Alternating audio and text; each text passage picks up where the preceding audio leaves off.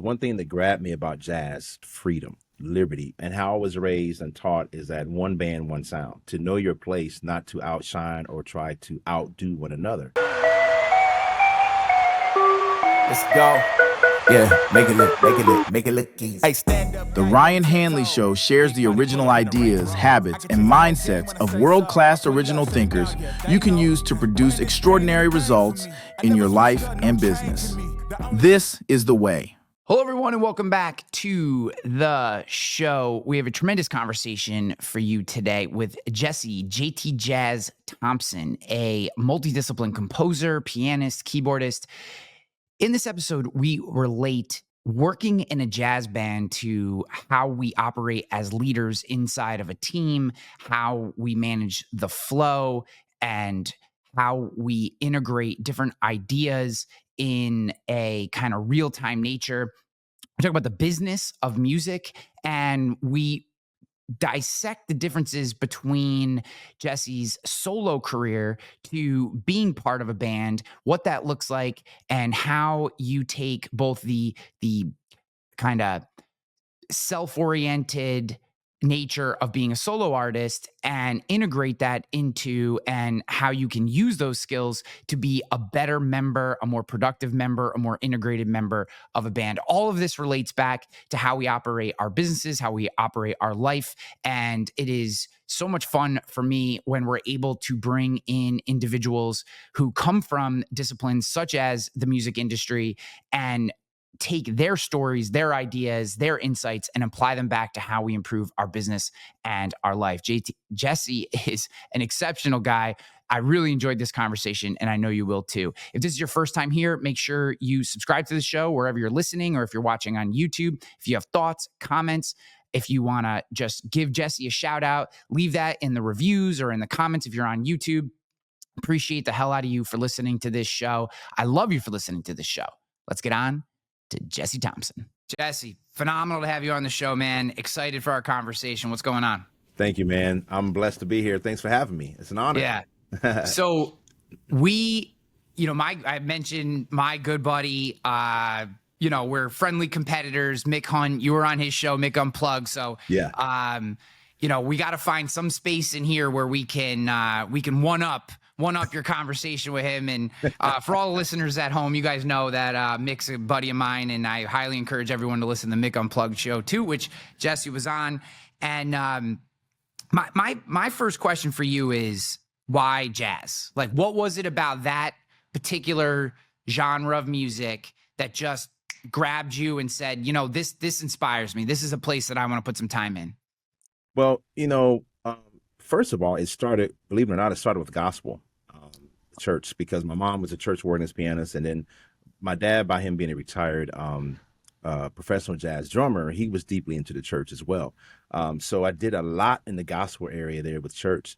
But my dad, by him being a professional jazz drummer, that kind of like leaked me into that field, right? Yeah. That playing field. And so we would always listen to, Count Basie, Duke Ellington, Richard Groove Holmes, Jimmy Smith, Charles Earl, and all these different type of LPs back then, and 8-tracks, believe it or not. Yeah. So as a kid, we're sitting under listening to stuff, and he's having me study stuff, and I just enjoyed it, as well as we had other genres in the house playing. But it was something about jazz. One thing that grabbed me about jazz, one word I can say is freedom, liberty.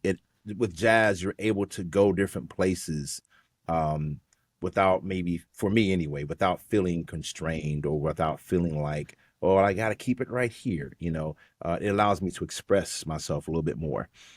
So that was one thing that really grabbed me. And then I also found out that it also involved a lot of different other types of genres, kind of like a melting pot full of ingredients. Yeah. Right? That you can trickle into jazz, whether it be some gospel, classical, and then, different forms, maybe some rock, little R&B, whatever. So I really like jazz, and I like the way that it allows me to express myself. So it really grabbed me. Well, it's the original American art form. I mean, Yeah, we invented sure the genre. I mean, that's one of the things that I love about it. And I love, the other thing I love about jazz, and I have this enormous and wide-ranging appreciation for music, yet I am one of the least musically inclined humans. And Oh, I you don't sing or nothing? You don't play anything? I mean, I sing, but not well. I have a Okay. guitar that I have tried to learn how to play many Okay. times and just never seem to make the sounds. But I have this appreciation for it. And one of the Okay. things that has always and I enjoy jazz. I won't say that I have as deep a knowledge as I wish I did, but I've always been enamored by the blues, and particularly the deep South blues. I love it, and I fell in love with like Taj Mahal and some of these other guys, and all of them come back to being inspired by and spending time in jazz in some way, shape, or form. Right. And I guess I'm going to ask you a bunch of esoteric questions because I'm just so interested in this and your creativity. Like, how when you're taking in, say, another genre, like maybe you hear a blues riff that someone plays, it feels to me like the beauty of jazz is that it allows you to have this form and then pull in these other forms as they fit and as you're inspired to do so. And that's a very unique quality. Am I describing that properly? Yeah, no, yeah, you're right on it. With jazz, like you said, you can pull different pieces, right, from different other elements, if you will, music elements, and you can really make it work. So, for example, like the different types of instruments that are out there, I mean, of course we have the piano, but then we have different type of woodwind instruments that we can incorporate in there. And it's really like orchestration, right? We can orchestrate different things to make it work, to make it have our freedom of expression musically. And plus we can add in the different syncopated rhythms, which is a lot of fun, mixed meters, then stuff is like, wow, that it doesn't make sense, but it does, and so it's just, yeah, you're right. It's allows you to pull in different things and just do things creative to, very in a creative form and have fun with it too. For me Yeah. anyway. I was in New Orleans a few years ago, and one of my favorite things to do after probably having a few too many cocktails is finding like the most like back room jazz, live jazz that I can find. I try to stay off. There's great stuff on Bourbon Street, but man, Yeah. you get some really cool stuff if you ask the right person, that looks like they've been there for a while. They can usually point you in a good direction. So I did that and went with a couple friends and we sat down and we're listening.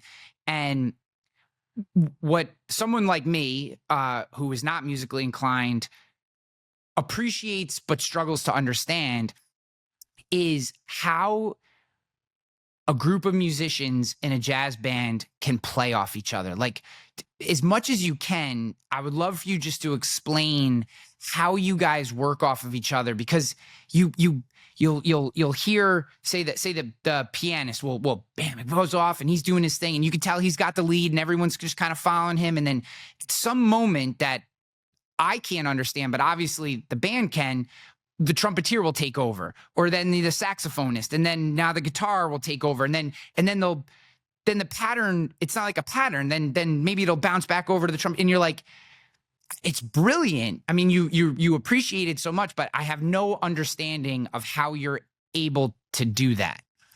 Yeah. So, you say the key word, band, and how I was raised and taught is that one band, one sound. Meaning to know your place, not to outshine or try to outdo one another. There's a time to step out, and there's a time to step back. And one way of making sure that that's done creatively is where, like you're saying, we're bouncing off one another. It's a form of communication. And one word I love to use is called connection, right? So we're connected. So musically, we can feed off of one another, we communicate, and it's just, sometimes it's indescribable because it's such a vibe that, if it's a tune, let's say it's a tune I'm leading off playing piano and got bass, guitar, and drums and sax, something like that. And so I may be leading it off. And then it's like everyone knows their place. So maybe the saxophonist will come up and do a little solo riff off or whatever, and then it goes off, pan off to whoever else, and then it may be like a free pool, as I call it, and that's when you really get the vibe going off of each other. It's just amazing. It's really just another form of communication, and being able to bounce off of one another is so key, and listening.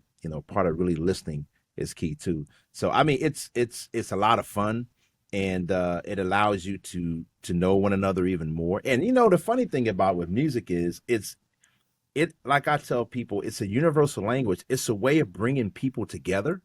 So I may not know you from Adam or from whenever, but if we sit down and we're playing something together, and this has happened quite a bit, automatically we connect. It's like music is that nucleus. It just attracts, and it just make things cohesive, and it makes it work. And it's amazing. It's amazing to me.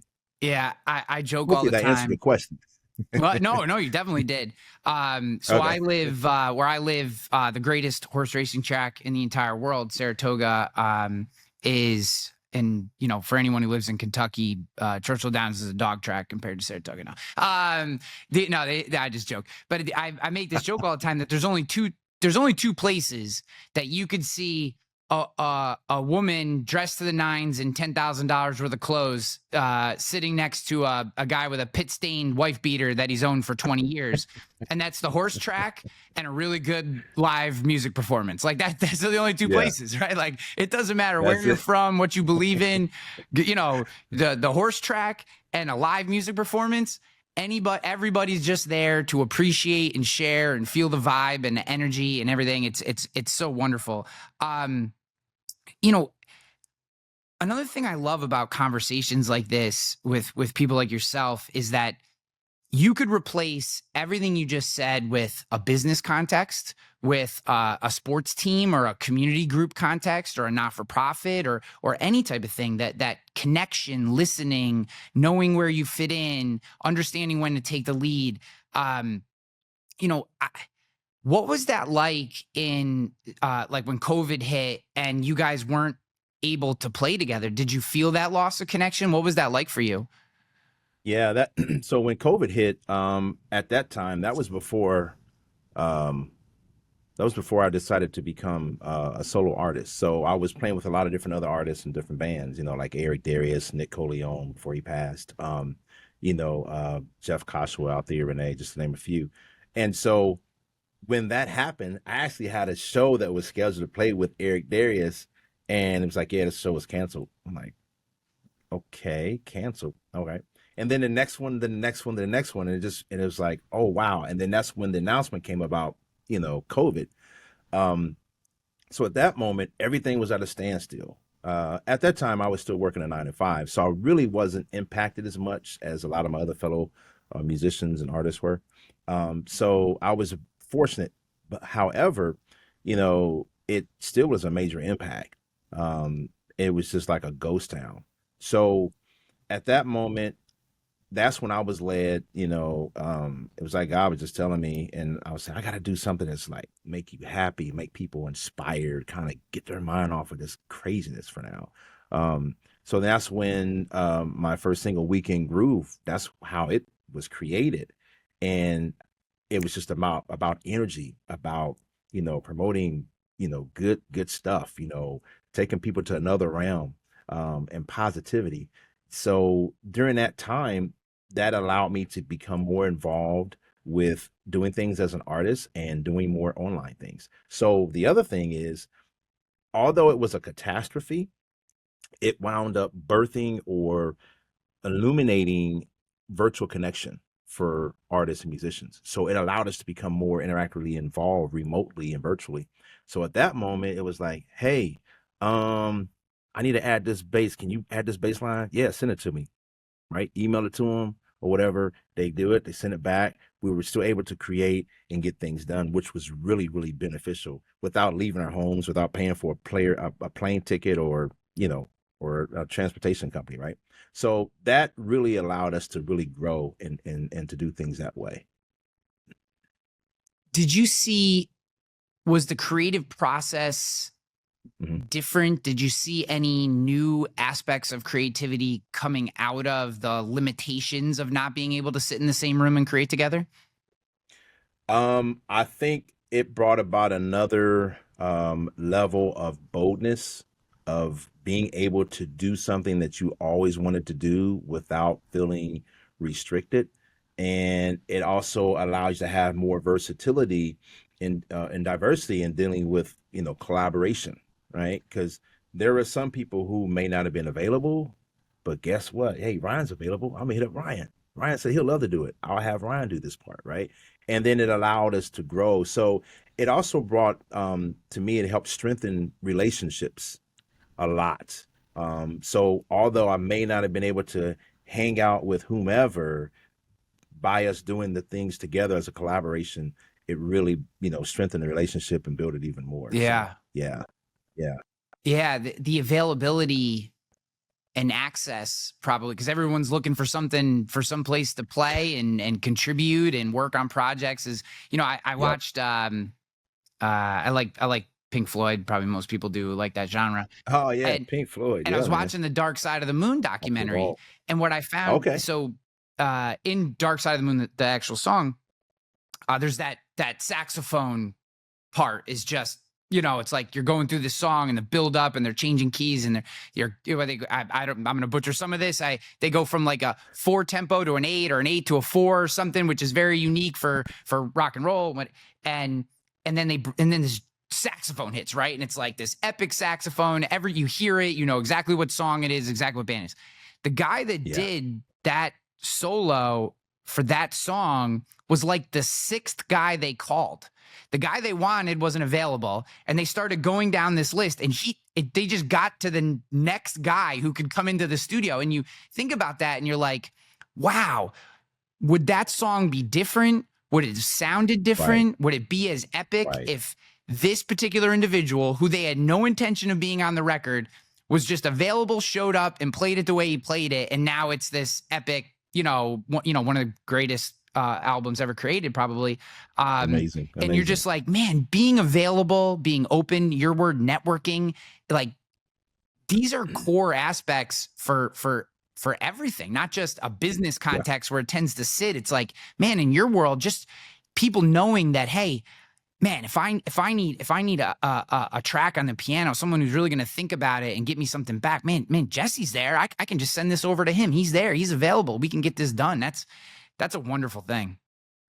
Yeah, it is. It's a great thing. And then it also, like you said, it's networking, and collaboration, and you learn off of one another, and, and it's like it's a classroom model. I mean, how else to say it, right? You learn off of each other, and you learn some things to do and what not to do. And you also learn some new techniques and skills, which is really cool. So, I think the COVID thing, I hate to use the term blessing and a cursing, but I think it was a good lesson that helped us all to become stronger, and to persevere through things, and to bring us all together, unify us more, and to let things go. You know what I mean? And just say, hey, you know what, we're human. And unfortunately, that experience with COVID, it kind of dehumanized us as far as the sensitive, emotional touch type of feel. So that's why now it's, things are coming back, which is good. But it's you have some people who are still reserved in, shaking hands, giving a hug, because of that. And really, that's what we were born to do. We were born to interact with one another. We're born to feel one another, emotionally, and say, hey, what can I do to help you out, right? Or this person's going through something, or hey, I'm so glad to see you. Uplift one another is so key. And to have that kind of shut down for 2 years or 3 years or whatever, it's pretty tough on us. It's like, wow, what just happened? But fortunately, things are starting to come back, and we're able to go out more and do more things together, as a human culture, which is really good. Talk to me a little bit about the experience of creating your first solo single, and then an entire album, right? You ended up being an entire album. Like, What was Yeah. that like, having never gone through it before? Did it feel like a grind of filling up the tracks, or was it just pure inspiration? Or, having never created something like that before, what is that process like? I had already had libraries of tunes that I just didn't do anything with and didn't know what to do. But this project, so the single Weekend Groove was definitely something that was inspired by what was going on, what we're going through. To take some people, get their minds off of the stuff and just say, hey, let's do something that helps to promote a good time, of us, going out, hanging out, doing whatever. So that was definitely an inspiration. And then the rest of the songs on the album were also inspirations. I think there was maybe only one song on there that I had in the library, but the rest of them were really all fresh. So to go through that as an artist was kind of different for me at first, because I was so used to being the guy behind the scenes or on the sideline. And it's like, wait a minute, all of a sudden now you're the quarterback, in football, right? It's like, oh man, you're the quarterback. It's like, what, but it's fun. It's fun. And it also showed something about myself, as a leader and as a people person and as someone who loves to orchestrate and put things together, because on my project, I've pretty much collaborated with almost, I think every song was a collaboration with someone. And I love doing that because to me, I feel like, Ryan, we're in this together, and it allows us to help one another in so many different ways. And so, going through that process was, it was different, but it was fun. And I did have a couple of challenges, dealing with, limited with the technology or with the instrument, the virtual instruments, but I was able to overcome it, and then, able to, work with other people who were able to help me out. So that worked out really good. But, the number one thing for that, I think the cause for that was money, right? The finances, as an indie artist, it can be financially challenging at times. But when you have, you just have the love of the people who love music and who supports you. I mean, that's a blessing within itself. So that goes a long way. So, but yeah, that experience doing with my own project, it definitely wasn't anything just to fill up space. It was something to say, hey, this is my first coming out, my little inauguration of who I am, the man behind the keys. Welcome. Yeah. So, yeah. What does the like, how do you get that out into the market? Like, what's the process? How do you market your own album? Like, what does that even look like, especially when you're an indie artist? Yeah. So internet. Internet is really good. You deal with different distribution companies. I don't know if I'm allowed to name some, but there's some distribution companies out there you can look up and research, as well as having social media is so key, very key in having that presence and helping you out, and having a website, and definitely word of mouth. But yeah, getting that out there marketing wise is it can be a little bit challenging depending on what your funds are like. But thankfully we have, different tools online now with different social media outlets that can help us do ads, can help us do stories, can help us do, video clips, that sort of thing, which is really good. But once you land into a distribution, whoever that might be, they all hit all of the major stores, online stores. So that's key. You can still, I still get CDs printed today and USBs, because a lot of people still want something tangible. I am thinking about doing a vinyl of some sort because I love vinyl. I'm with you there. and vinyls are still hot over in the UK. I mean, they never left. And so are cassette tapes. Really? I mean, they're even like cassettes are even coming back more because you can put more on a cassette tape, and it has that little nostalgic type of organic vibe, right? So it's really a cool thing. But yeah, it's amazing how things are like revolving back to what they used to be.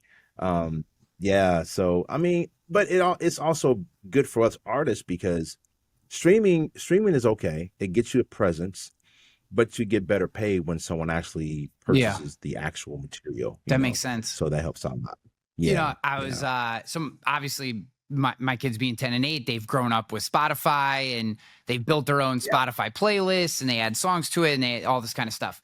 Yep. But I was explaining to them the other day about how we used to make mixes when I was growing up in the 80s where like, I was like, you used to sit by the radio with a cassette tape and you're like waiting for the, trying to figure out what the song was as the host is bringing it in. And then you'd like press the button real quick. And every song had was kind of cut off at the front and kind of cut off at the end. And you'd always have like the DJ's voice on it in between songs. I was like, and then you'd have like these mixtapes that you created. And so hopefully one of your friends had one of the dual cassette players that you could then transfer the mixtape and copy. I was like trying to explain that, and they're looking at me they're like, what are you talking about? Like, that sounds awful. They're like, I can just press my finger on this little piece of glass here and play any song that I want.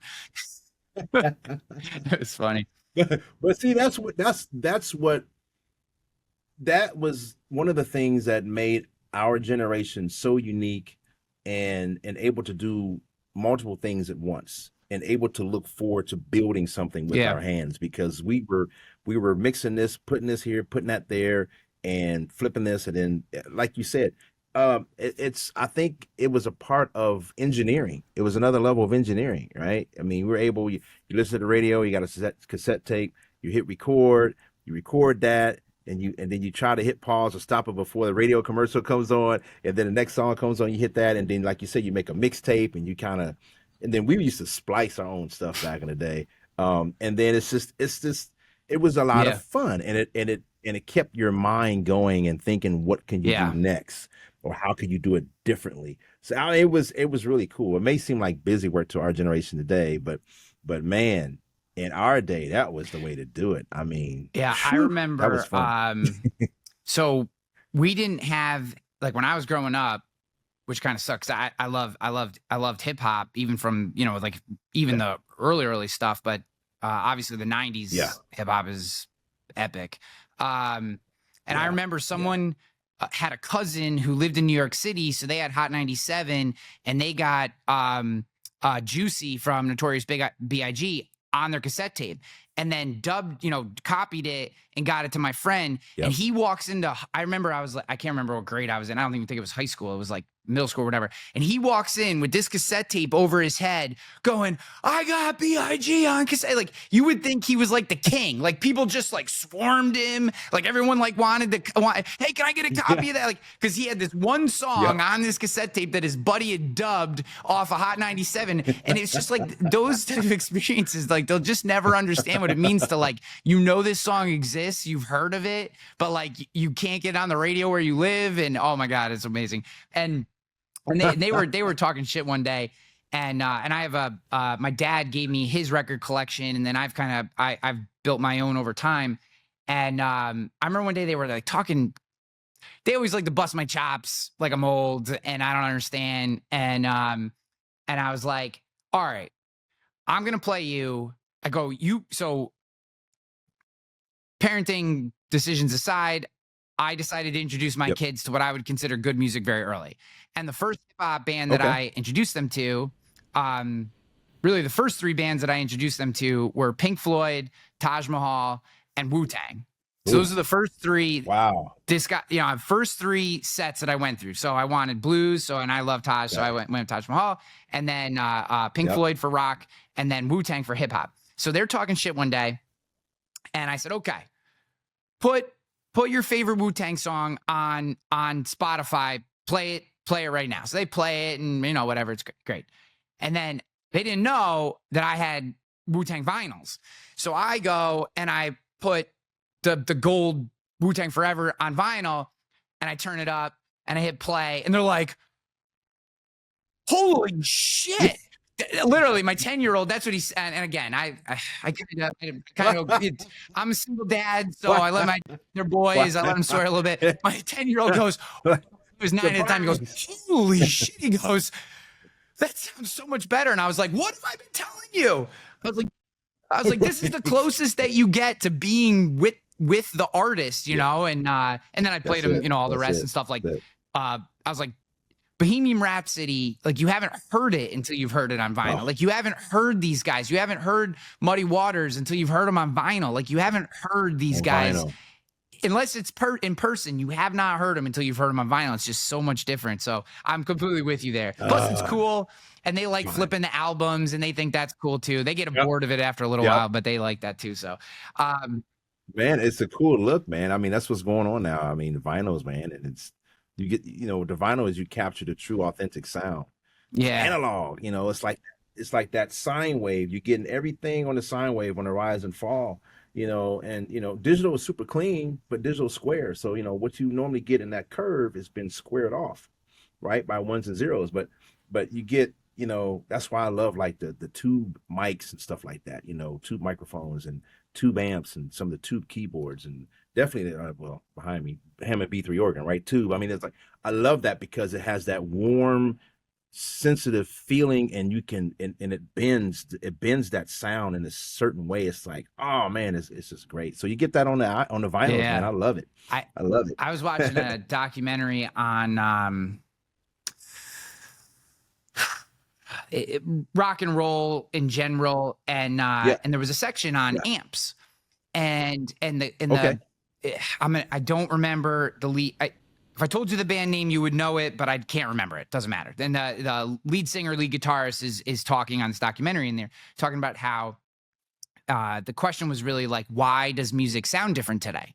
And one of the things that he said was, we do not make amps the way that they used to be made. And he said, I don't even know if we can make them the same way. Like, I don't know that the manufacturers are set up to even do it. He's like, so this dude, and it's crazy, he now doesn't do big shows anymore. He only does small shows. And he said he brings his own amp gear with him because he's got all these old like 60s and 70s amps. He's like, because I don't like the sound out of the new amps. And I was like, it's wild to me, and it makes sense, but it's wild that like the era that you're producing music in is not just the culture or, you know, whatever in the moment, which obviously that impacts it, but literally the technology available to you at the time impacts what you're able to create so much as well.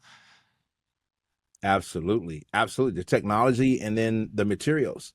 So now the manufacturers may not even have access to some of those different types of materials that we used to have access to back in the 50s, 60s, 70s, or 80s, right? Because you got to remember, now we're living in an age where they're trying to cut down on certain metals. They want certain plastic things that are cheaper to make, and maybe easier to break. You know what I mean? So it's like, you know, so it's a total different mindset now. And then people want to make things super fast. It's about, you know, quantity versus quality. So they want to get a huge stuff, you know, rushed out for production. But I mean, you're absolutely correct. I don't even know if we really have the true capability of recreating what we did back then, because the times are different. The material, the availability of materials are totally different. And, you know, processing is different now. So I get where they're coming from. There are some things that are still somewhat available, but it's kind of also like, you know, think of it like one of these historical classic cars, like a collector's item, right? They really can't get a lot of the original parts anymore. They come close, and it looks good, but it may not be the actual original part that it was designed for from back in the day. So it's kind of like that with the music and material, and speakers and instruments and everything now. It's totally different. So what was it like? So you spend, we'll call it this period of time where you're forced to create on your own, and you do your own solo album. And now, you said you're starting to play again and play in groups and bands and stuff. Did your style change at all? Did anything change going from having that period of solo time to coming back in and working with a group again? Yeah, it changed a little bit.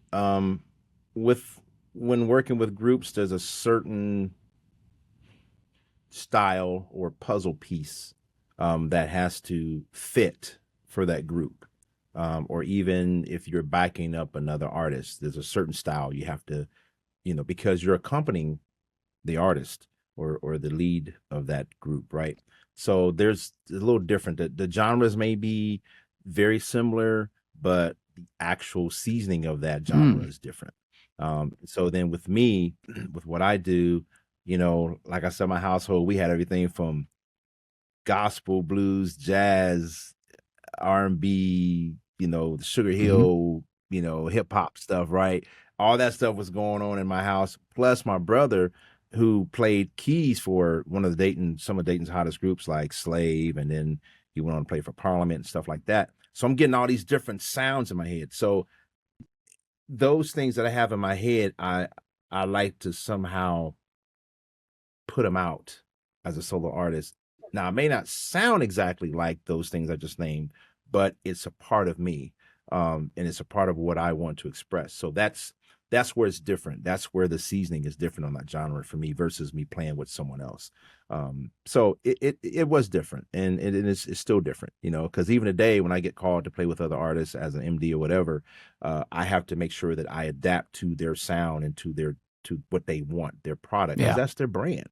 Right. I can't go up there and be like, oh no, I'm Jesse, I'm JT, I'm doing my way. No. That's, for one, you're out of order. For two, you're not being a team member or band member. And for three, that's not a leader. That's just not possible. So what you do is you have to make sure that you understand who you're playing for and understand their concept, their brand, their style, and do everything that you're supposed to do to help keep that and even polish it even more, so that you're helping them, and at the same time it's helping you as well, because it's helping you to be more versatile.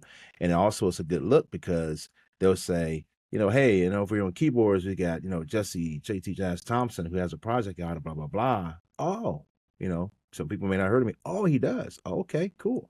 Right. So it goes a long way. So it's kind of like it's a two-way. No, that's phenomenal. Street. That's phenomenal. I appreciate this conversation so much. I have just a couple more questions. One, answer however you want. I'm just intrigued. So many like rich artists, and I don't mean rich in wealth, I mean rich in music, have come out of gospel. Why do you think that is? You know what? I hate to sound biased. You can. Go right ahead. But when you go through different hardships and you realize there is a spiritual connection, and you realize that within that connection, you're feeling something. There's a spirit there. First of all, in music, if I played a C7 chord right now, it doesn't matter if it's a C7 chord in jazz, classical, or blues, or gospel. The question is, what is the intent behind the C7? So what kind of spirit am I pushing behind that C7? Am I pushing something that's, telling people to go crazy and bang their heads on the wall?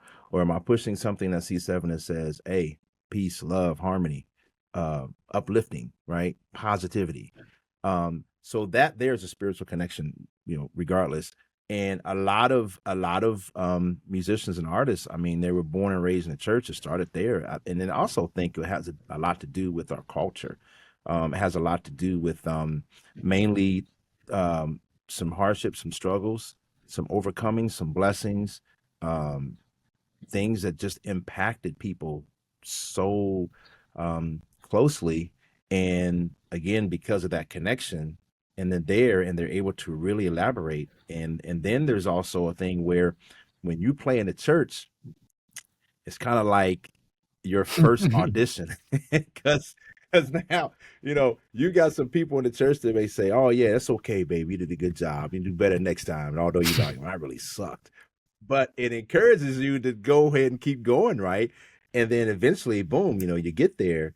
But I think, it's a lot more than what I'm saying, but just to get the nuts and bolts of it, I think it has a lot to do with a spiritual connection, and a lot to do with the fact that when you're in there, you're exposed, or you're able to expose yourself musically in an emotional kind of way that sometimes it's taken from an all level of, or I should say it's received in all areas. And it also helps you and encourages you to keep going and keep going. And then at that moment, you may connect with other musicians or other singers in there, and then it just becomes harmonious, and then it just gets greater and greater and greater. So, I think that's where it starts. Now, as far as when musicians, if they leave the church and they never come back, or if they're still there but partially, that's some kind of personal thing. But a lot of times it may be because they want to do something outside, something different. They may feel like they're being restricted in being able to express something differently. Oftentimes it may be where they may feel like, I need to say something else, but because of maybe the quote unquote walls or the borders that are put up or the standards that are in place, I'm not able to, right? Because you have some situations, Yeah. it's just like that. So I think it has a lot to do with those variations, and it just, man, it's really amazing. I see young kids that are like 5 and 6 years old that are sitting on a Hammond B3 organ, killing it, on the piano, on drums, on bass, killing it. And it's like, wow. And I think church also gives you the opportunity. Again, it's an audition. It gives you opportunity to feel invited, and to be able to feel a part. You may be clunking along, but eventually, if you keep at it, something will come out of it, right? And I do have a friend of mine that he was part of a group of kids when they were growing up, and they had their trumpets and they had their congos or bongos, and they would sit on the front pew and bonk, donk, donk, donk, donk, donk, just making noises while the real musicians are playing, doing services. But now these guys are like phenomenal. They're playing all over the place. One of them is Sean Jones. He's one of the best trumpet players out there. He's played with Marcus Miller. He played with Wynton Marsalis orchestra. He's one of the ones. He was the ones that's sitting on the front pew, and then now he's a professor at the University of Pittsburgh, a music conservatory. I mean, he's, so you just never know. And I think it's a way of just encouraging. So I love that. Yeah. I'd like to close actually with a personal anecdote that you shared before we went live, and I'm just interested. I now kind of can see how it all ties together. But you said you recently sponsored a student, and that it was an experience that you've found tremendous joy in, and that you want to expand as part of your life. I'd love to know what maybe the impetus was to take on something like that, because not many people are willing to do that, and it's a wonderful thing. And maybe how that dyed your soul. Good question. Yeah, man. So, I was blessed, man, to be able to mentor the student, and so for one, they're getting rid of music, excuse me, from schools. They're trying to close the programs out. They're firing the music teachers or making music teachers become teachers of some other subject. And music is everywhere. Sound is everywhere. Frequencies are everywhere. Even for those who are deaf, they can go off of the frequencies, or they can just feel the vibes, right? And it's like getting rid of music is like saying we're getting rid of a language to me, and this is a universal language. So there are a lot of students who, for myself, when I was coming up in Dayton, music was one of the things that helped save my life, kept me off of the streets. It kept me off from being involved in trouble, gangs or stuff like that. It kept me away from maybe even being beat up by gangs. And so those times back then helped me, and I want to like restore and to extend those times for today and for tomorrow. And so, I've noticed where there are a lot of students who are discouraged in school, and they're discouraged in doing anything like music. And so I was very blessed and fortunate to team up with the Charlotte Madison City Schools and the Virtual Academy there, Ram Country, which is right there by my home city in Dayton. And we were able to partner, and we came up with the mentoring program. And so I was able to mentor a student. They were having some difficulties in school, some challenges academically, And so what we want to do is we want to make sure that we are there for the students to help them with tutoring, with learning, for academic stuff, any financial assistance is needed for the school program, because it costs to graduate. You got to pay for your robe, you got to pay for the graduation fee, you got to pay for this fee, and some families just are not in a financial position to do that. So our goal is to be able to help out with that as much as possible. That being able to do that, man, it really allowed me to see things a whole new, different level, a different platform for our kids, our youth. And that's what it's all about. One of my purpose here on earth is to help, and especially help young people. I love helping young people. I love and talking to them, doing clinics. And then I also love this mentorship program that we just launched off. It's inspiring to me. Hopefully it's inspiring to others. And what we want to do is we want to be able to, at some point, be able to get as many students as possible to impact their lives and their family lives, and to let them know that it's okay. You're not alone. Don't stop, don't quit. You may have to pause, right? And pausing is okay. That's allowed. But don't quit. Don't hit the stop button. You're allowed to pause, but you cannot stop. You got to keep going. And as long as we can get that message into the kids and to help them understand that they are the future, they are tomorrow, that they can do it, and to stay positive, then I think we're going to be on the right track. So that was a good drive for me in getting this thing going, is to be able to reach out to students and just be an impact to them and help them out as much as possible, man. And if we're not helping one another out, man, I don't know, what are we really doing? That's the question. If I'm not able to inspire, what am I here for? You know what I mean? It's just, so I have to. Amen to that, brother. I'm right there with you. I love it. I absolutely love it. This has been such a pleasure. I am so glad that we had a chance to hang out. So man, you have your album. We'll make sure that's all linked up in the show notes and everyone can check that out. I know you're working on a new single that's going to be coming out soon. Where can people maybe get on a waiting list for that, get more of what you do, maybe buy your album? Where do you want to send them?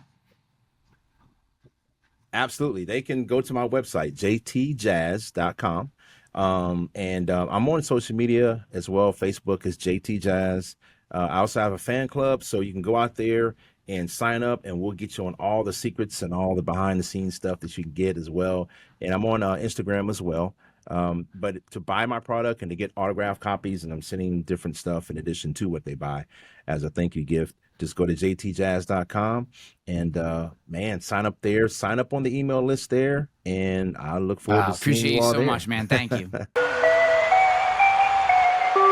Let's go. Yeah, make it look easy. Hey, stand up. Thank you for listening to The Ryan Hanley Show. Be sure to subscribe and leave us a comment or review wherever you listen to podcasts. Came in the game for me. I never switched up, no change in me. The only thing changing is